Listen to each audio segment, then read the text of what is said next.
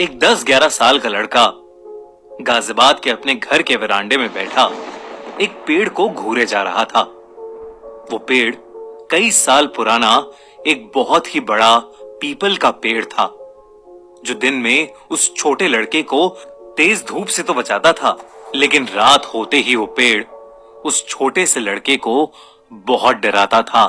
इतना डर कि वो छोटा सा लड़का रात रात भर सो नहीं पाता था। रात के अंधेरे में उसे उस पेड़ से पता नहीं क्या क्या अजीबोगरीब चीजें दिखती रहती थीं। कभी चमगादड़ों का झुंड उसमें से बाहर निकलकर उसकी तरफ आता, तो कभी उस पेड़ पर उसे कई सारी काली बिल्लियां चढ़ी हुई दिखती।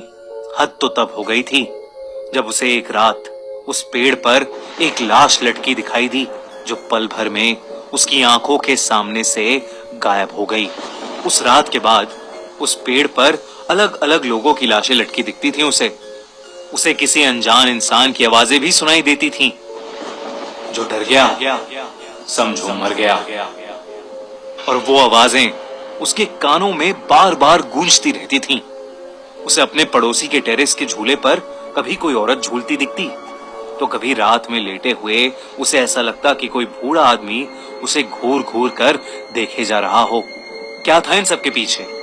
कोई भूत, प्रेत, आत्मा या किसी का साया, या सिर्फ वहम और डर? उसे समझ आ रहा था कि उसका दिमाग खराब हो चुका है और वो इतना ज्यादा डरने लगा है कि शायद घबराहट के मारे ही वो सच में ना मर जाए। उसे एक दिन जब उसने ये सोचा, तो उसने अपने अंदर के इस डर को झड़ से भगाने का तय किया। उसने डिसाइड किया कि बस अब बहुत हो गया। अब चाहे कुछ भी हो जाए, चाहे वो मर भी क्यों ना जाए, लेकिन वो डरेगा नहीं। वो अपने डर पर काबू पाएगा। और इसके लिए सबसे पहले उसने याद की हनुमान चालीसा, और फिर शुरू किया एक के बाद एक हॉरर मूवीज देखने का सिलसिला। दुनिया भर में जितनी भी सबसे ज्यादा डरावनी मूवीज होती, वो रात में अकेले जग जग के वो सारी मूवीज देखता था और अपना डर भगाता था। उसके बाद जब वो 18-19 साल का हो गया, तो वो आधी रातों में कभी अकेले तो कभी अपने कुछ दोस्तों के साथ दिल्ली की हॉन्टेड जगहों पर जा जाकर पैरानॉर्मल की दुनिया को और एक्सप्लोर करता था। न जाने कॉलेज की ऐसी कितनी रातें उसने कब्रिस्तानों में बिता दी थी। उसके साथ कुछ ऐसे एक्सपीरियंसेस भी हुए जिसने उसे फिर से सोचने पर मजबूर कर दिया कि भूत होते हैं या नहीं। लेकिन धीरे धीरे पैरानॉर्मल चीजों से उसका डर भागता जा रहा था, और बदले में पैरानॉर्मल चीजों में उसका इंटरेस्ट जागता जा रहा था। भूत प्रेत आत्माओं के बारे में उसने खूब रिसर्च किया, खूब पढ़ा, लेकिन कभी कोई डेफिनेटिव जवाब नहीं मिला। उसने बहुत सारी ऐसी चीजें पढ़ी जिनकी शायद इस दुनिया में कोई एक्सप्लेनेशन ही नहीं थी। भूत होते हैं या नहीं, उसे आज तक ये तो नहीं पता, लेकिन वो स्पिरिट्स और उनकी एनर्जीज में जरूर मानने लगा, अच्छी और बुरी दोनों एनर्जीज। उसने ये भी मान लिया था कि डर के आगे जीत है, पर डर के आगे इतनी बड़ी जीत छुपी है, ये उसे नहीं पता था। ये उसे तब पता चला जब वो खुद एक हॉरर स्टोरी टेलर बन गया।